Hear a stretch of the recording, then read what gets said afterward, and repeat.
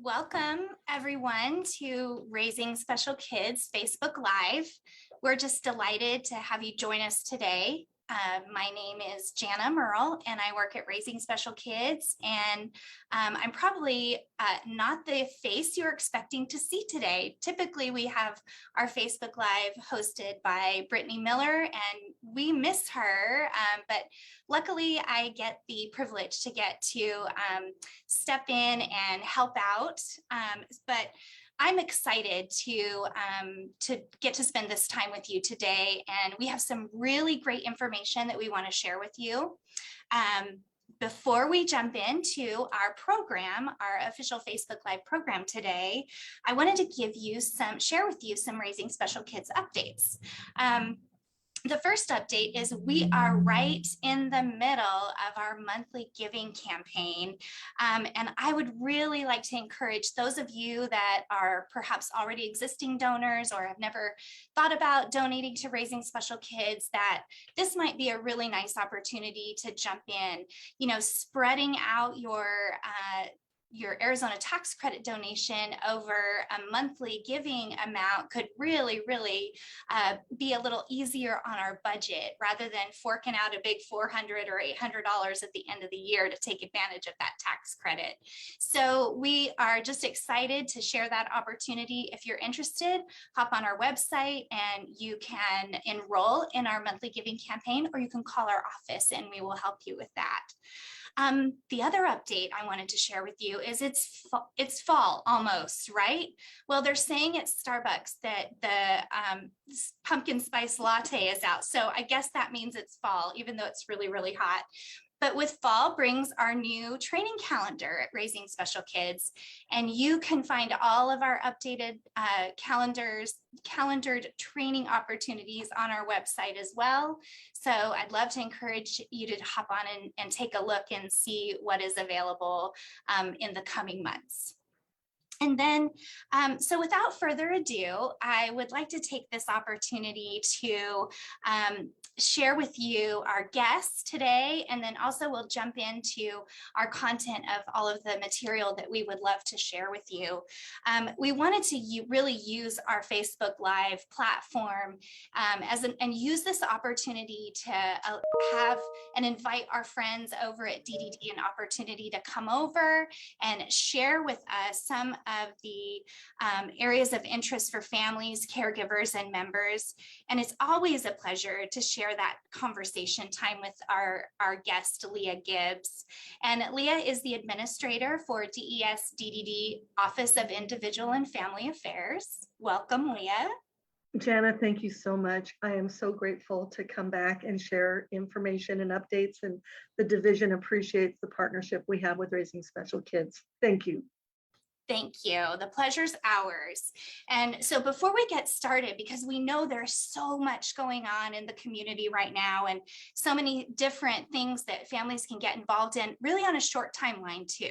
So we wanted to first take the opportunity to recognize all of the hard work that those of you at the division and access staff have worked so hard in collaborating with CMS to create flexibilities for families and members during the COVID-19 crisis. And we want to acknowledge all of that hard work, all of that creative and increased access to care and support. The series of flexibilities have been robust, and we continue to be grateful for that work being done around this. We understand that that's hard work to get through that bureaucracy of those systems. Thank you. So before we update the community on some of the flexibilities, first of all, you know, this can be really confusing for some of us lay folks out there on who decides what and how some of this work gets done. So would you mind taking a moment and explaining who approves the flexibilities, how it works with access and CMS Medicaid? Where can parents find more information on the current flexibilities? Absolutely. Thanks, Janna. There's really two different categories that the flexibilities would fall in. When the division has identified a need for a flexibility, we make a request through the Access Administration. And then the Access Administration has a couple of different options. Depending on what the flexibility is we're asking for, if it is something that already exists in the scope of the agreement that the Access Administration has with the Centers for Medicare and Medicaid Services, then Access can approve or deny that request for that flexibility. An example would be the amount of respite hours that were able to be increased through the public health emergency until the end of September of 2021. However, there are other flexibilities that the division has requested that are not part of the current agreement with the Centers for Medicare and Medicaid Services. And those flexibilities, the Access Administration needs to submit a request to add that option temporarily as a service or support from the Centers for Medicare and Medicaid Services for approval. And a good example of that is the allowance for a parent to be the paid caregiver for their minor child. That required CMS approval for the Access Administration to offer that as part of the public health emergency. Arizona Medicaid recipients have been really fortunate throughout the public health emergency, and the Centers for Medicare and Medicaid Services have approved each of the flexibilities that the Access Administration has put forward for our DDD members, and we're grateful, very grateful for the support through that process. To locate the flexibilities, if someone were to go to the Division of Developmental Disabilities website, then at that website, there is a pop-up that shows for a link for actions related to COVID-19 webpage. And when you go to that webpage, there are a great deal of links for additional information. And as you scroll down, there is a list of each and every flexibility, the date it was implemented, and some of them have specific documents attached that show the rules around that particular flexibility and how it can be used.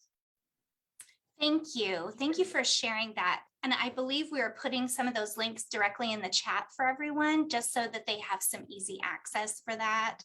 Thank you for the clarification. You know, that really leads us to our next question, that we have a lot of families that have really expressed the just the gratitude, first of all, of being able to have the option of being a direct care provider for their minor child and provide habilitation or attendant care.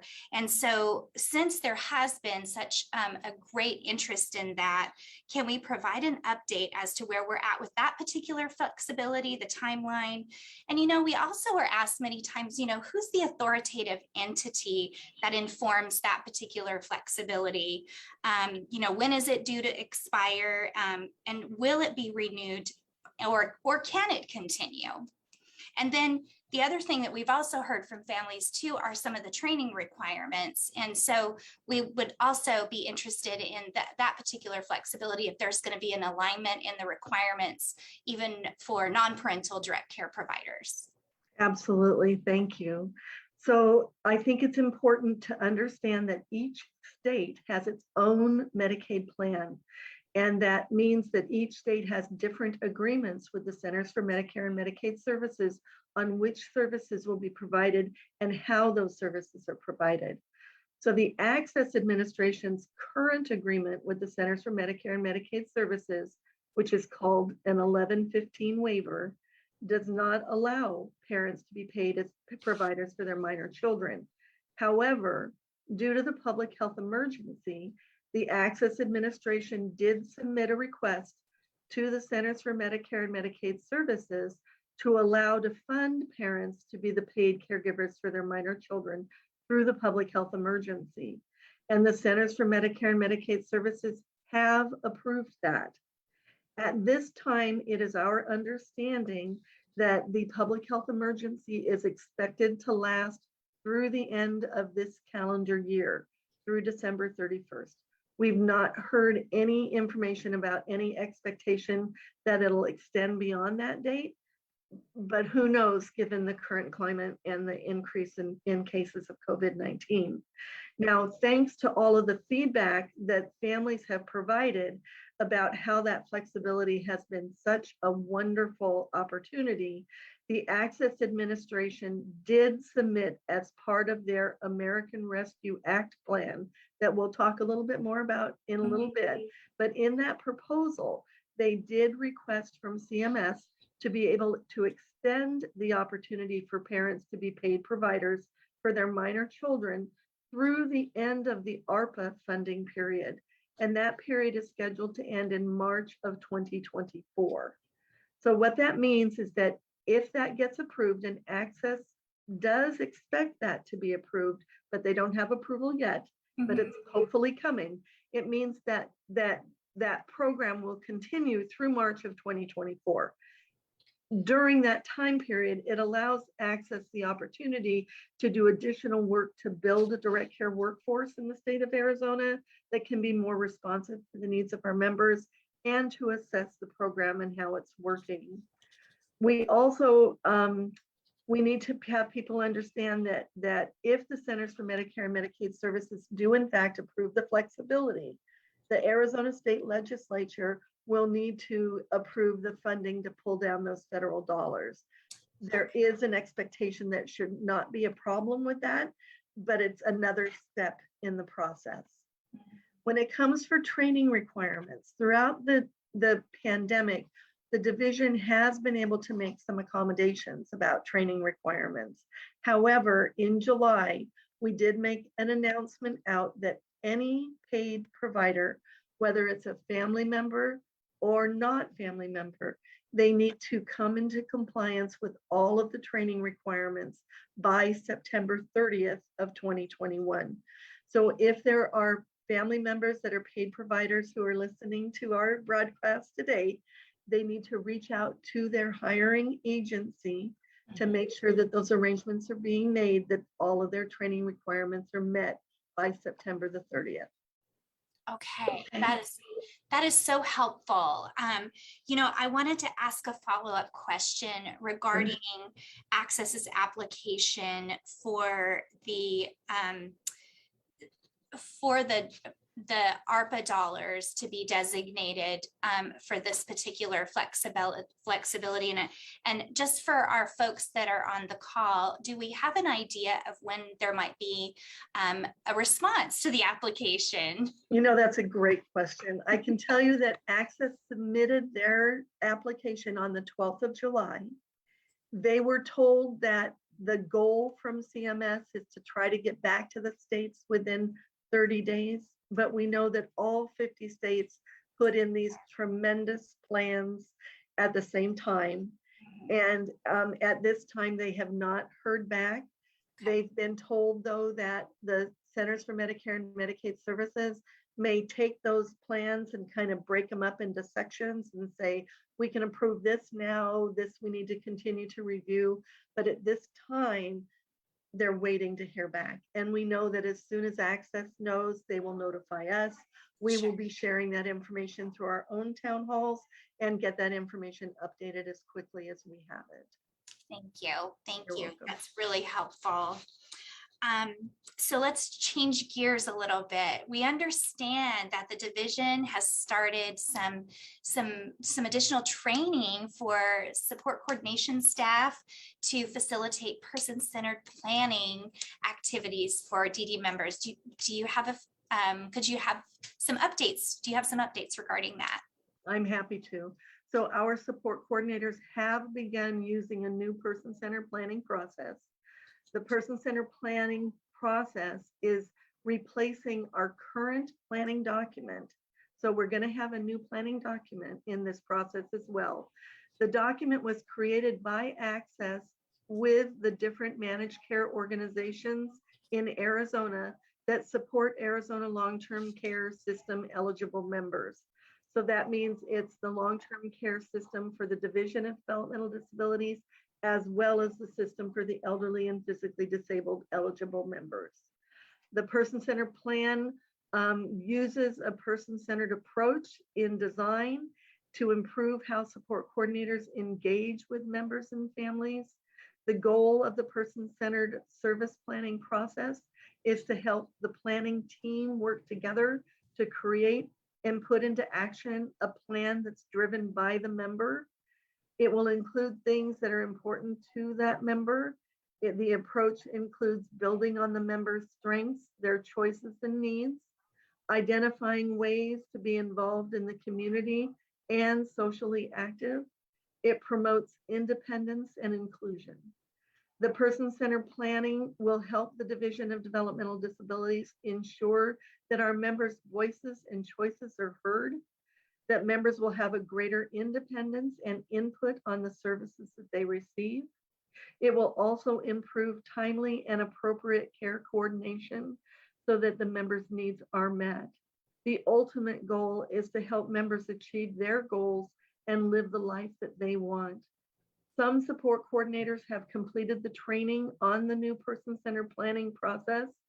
Others are in the process of receiving that training. Our goal will be to have the training completed by the end of September of 2021. And as support coordinators get their training completed, they will start using that new planning approach and the new planning document. The division did create a page on its website that includes frequently asked questions and a form for members to use to submit questions about the new process if they'd like.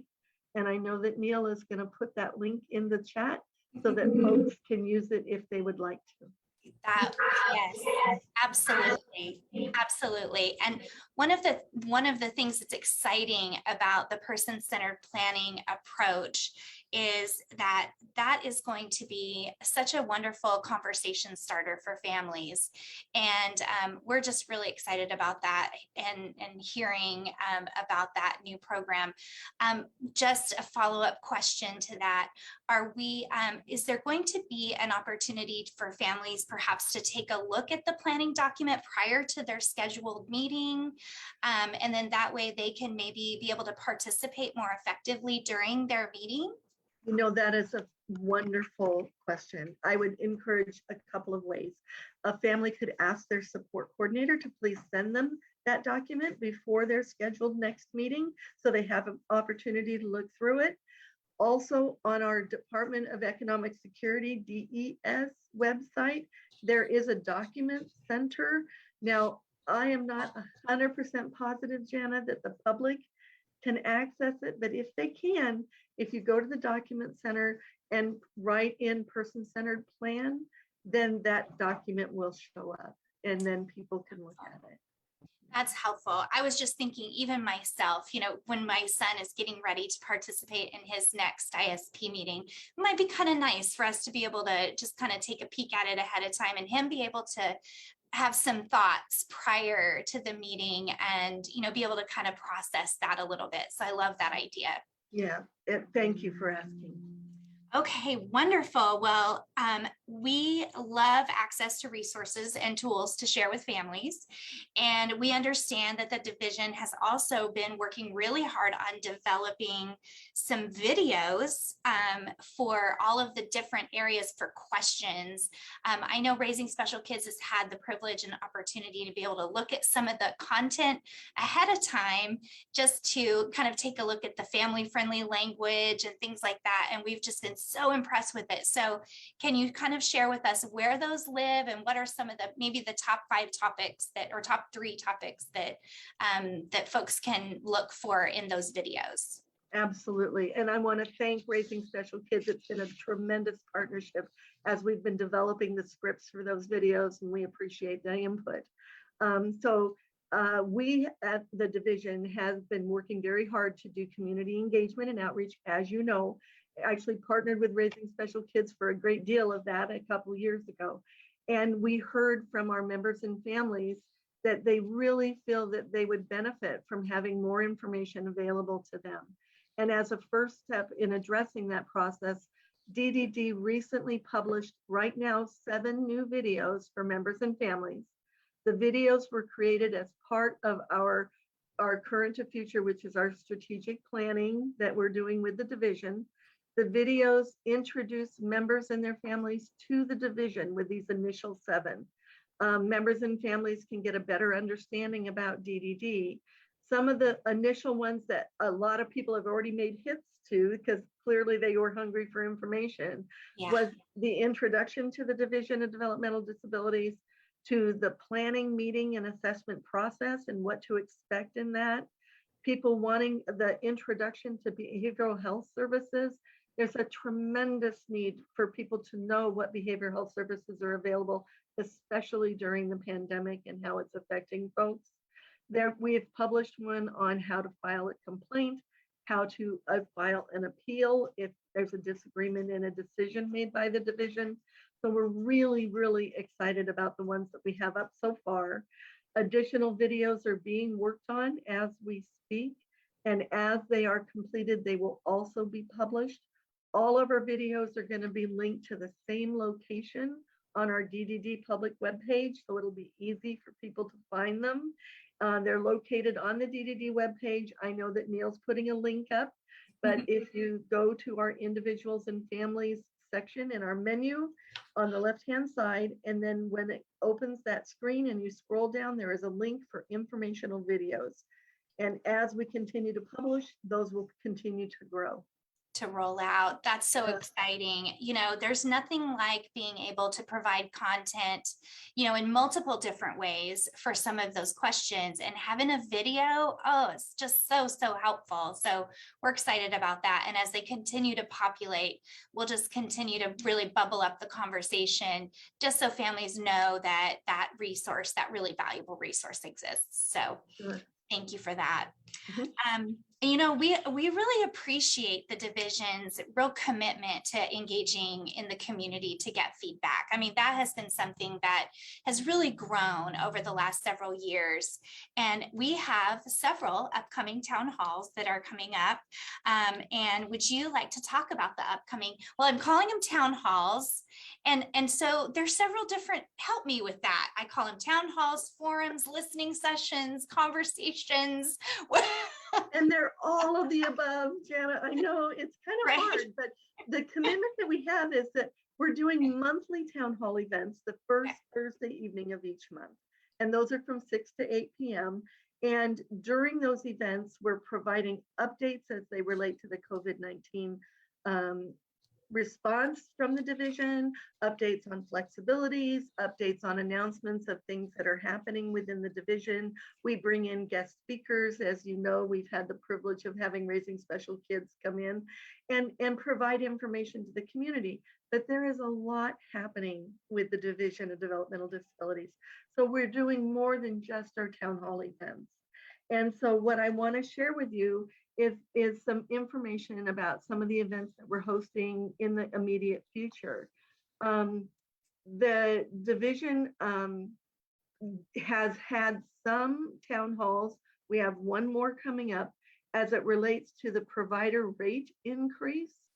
We are currently conducting those to get feedback from the community. We want to hear from members and families and stakeholders in addition to our qualified vendor network. But we really feel that our family voice and our member voice is so important when it comes to those forums. And they are in response to the additional state funding that the legislature granted the Division of Developmental Disabilities as part of this most recent budget. This funding is going to go directly to the qualified vendor agencies to be used to improve the services for our DDD eligible members. We are hosting one more virtual forum for the purposes of collecting information on how those monies should be distributed. That provider forum is this next Monday, August the 30th. It will be from 10 a.m. until noon. We encourage, as I said, members, families, and stakeholders to please attend. DD will talk about the proposed funding and how we are proposing the use of those funds. Attendees will have the opportunity to provide feedback on how they feel those rates should be distributed. The meeting is open for anyone who would like to attend. I know that Neil is putting a link into the chat so that people know how to join us for that event, and we're certainly hoping that they can attend. Additionally, the division is hosting a virtual forum scheduled for tonight. It's going to be August 26th. It's from 6 until 8 p.m. That forum is dedicated to getting feedback on what we're calling the use of electronic monitoring devices. Back in 2019, the Arizona legislature passed a law that allows a vendor to install electronic monitoring devices in group homes or intermediate care facilities. The division has updated existing policy and drafted new rules about how we're going to implement that law. The division wants to explain in detail how that law is written this evening as part of our forum. We also want to share the drafts of what our rule is looking like. The new rule is going to be called Article 14. Members and families are encouraged to attend this evening to share their thoughts regarding the use of electronic monitoring devices. For me, I call them cameras, but there may be other types of devices that people can use. And as I mentioned before, Neil is putting a link into the chat for tonight's forum, and we are inviting folks to please join us for that so that we can hear your thoughts as well. Thank you for that. And, I just want to share with all of our folks that are listening and those of you that that are interested in these topics, there is not a greater time to share your personal feedback, experience, solutions, ideas for solutions, concerns. This is the opportunity to do that.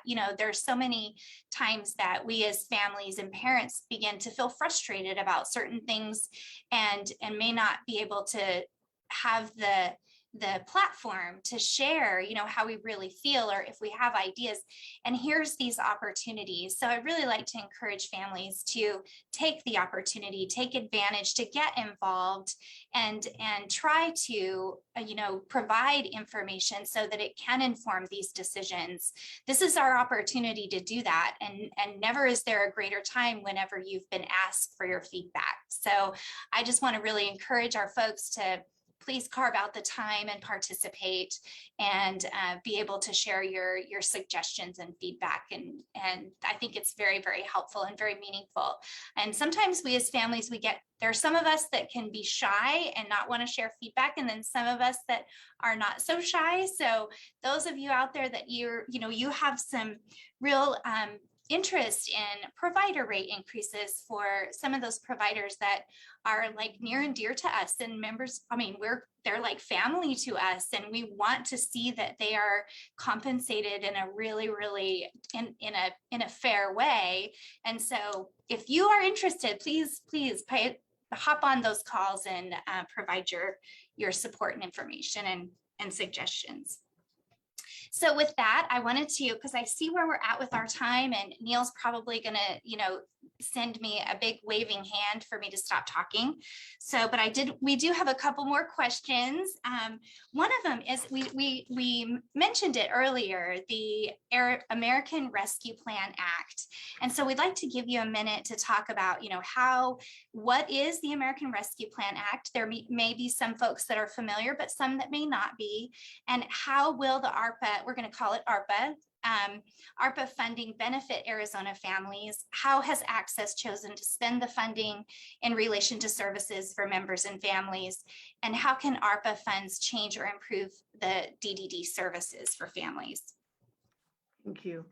So the American Rescue Plan Act, ARPA, it boils down to, it provides states some extra Medicaid funding that can be used until March of 2024. Access developed a proposal for using those funds and submitted it to the Centers for Medicare and Medicaid Services for approval. As I mentioned, they submitted it on the 12th of July, are hoping to hear back most any time about the approval for the use of those funds. At this time, Access is still waiting from CMS, but is working under the assumption that the proposal is going to be approved. Again, it's important to understand that even once it's approved, the Arizona State Legislature is still going to have to say, yes, they approve the budget portion that they need to contribute in order to pull down those funds. If you want to know the totality of what Access is asked for in that plan, I know Neil is going to put a link up to share with folks, and it takes you directly to the PDF document of how those funds are being proposed to be used in the state of Arizona. There's some exciting opportunities for training for families that are part of that proposal that people can look at in there. There's also the funding around supporting the parents to provide care to their minor children. So I encourage folks to please go and read that document. Perfect. Thank you so much for providing that information. And yes, I'm confident that Neil's going to be able to pop that up in the chat for us. And we have another quick question about another opportunity for families to be able to provide some public comment around some proposed policy changes to our qualified vendor application process. Can you talk to us a little bit about that? I sure can. Thank you. You all may be aware, if you've been able to join our town halls, that the division has been working with Burns and Associates, which is a division of Health Management Associates, and the Human Services Research Institute since September of 2019 on a project to improve the quality of services that our members receive. Over the last year and a half, with the input of various stakeholders, including vendors, providers, members, and families, we are working to improve our qualified vendor agreement, which is our contract, with our qualified vendor network to provide high quality services for DDD members. We began back on the project in 2019 and early 2020 when we were still doing monthly in-person forums throughout the state. Several meetings were held throughout the state through workshops, work groups with members and families. Staff from Burns and Associates and HSRI presented to the DDD population through monthly town hall meetings, outlines of thoughts about the changes that we'd want to make in the qualified vendor agreement. The division has provided instruction on how to provide public comment back on that agreement. The new agreement was posted to the division's website on June 28th of 2021. The information was communicated to internal staff and qualified vendors, as well as members and families through monthly emailed OIFA newsletters that went out in June, July, and August. The public comment period is 60 days long, meaning that it's going to close on Friday, tomorrow, August 27th. The division continues, though, to please encourage members and families to look at the documents. If there's anything in there that they feel strongly they agree with or disagree with, to please provide that public comment. When you go to the link that Neil's going to share in the chat, there it takes you to the individual documents that are made up of that qualified vendor agreement. And there is a public comment form that can be filled out so that we can hear from folks about their thoughts of where we're going with the qualified vendor agreement. Thank you. Thank you for the explanation, Leah. And I know that there's also a really helpful page on that link of summary, and that particular page is really helpful whenever you're taking a look at that to where it's not quite so overwhelming. So you can, yes, you can just kind of poke through and look for the specific areas that are really, really meaningful and important to you as an individual family. And I want to, again, encourage families and members, self-advocates to, to really engage in that feedback. So that's, again, our opportunity to have our voice be heard.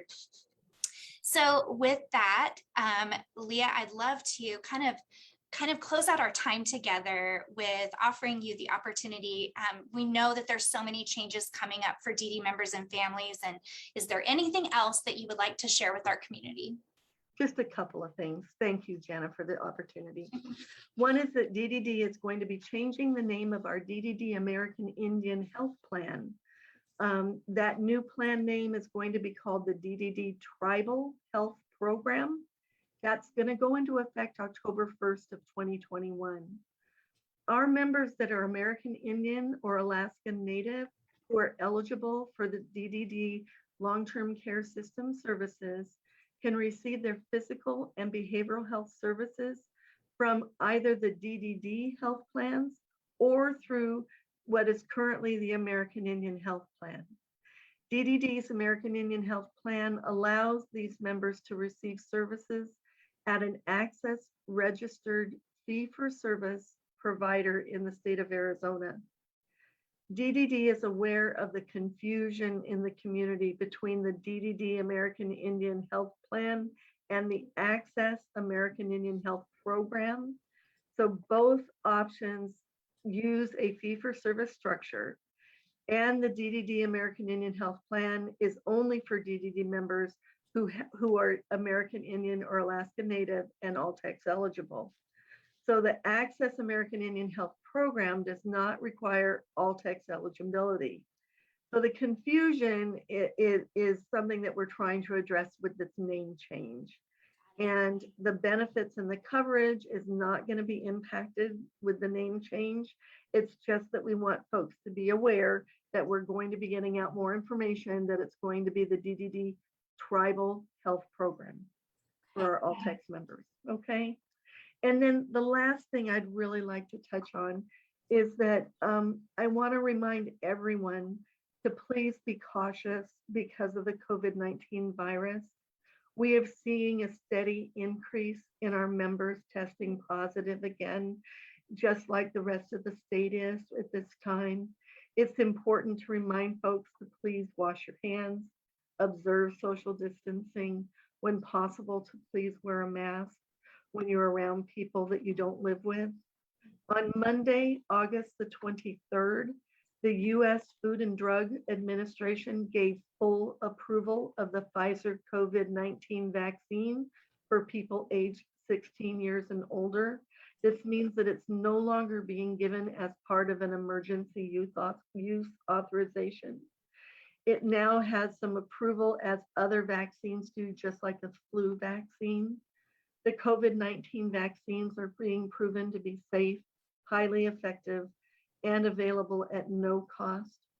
They also have a wide variety of places that you can access a vaccine now.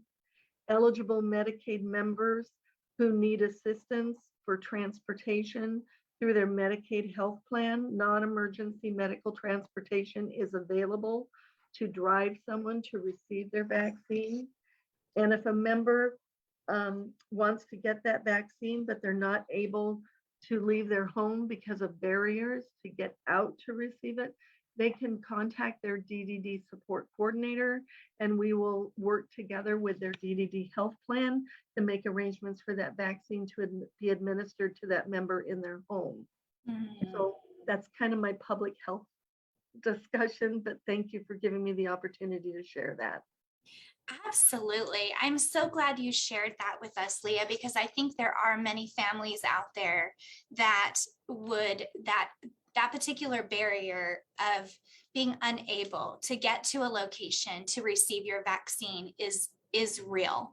And so knowing that you have the opportunity to work with your support coordinator and work with your health plan to, come to have a creative solution for providing that vaccine there at the family home, that's amazing. And I think that's really, really helpful information for folks. And kind of going back to the change to the name of the DDD Tribal Health Program, if folks have questions about that, is the proper person for them to go to the customer service unit, or would that be their individual support coordinator?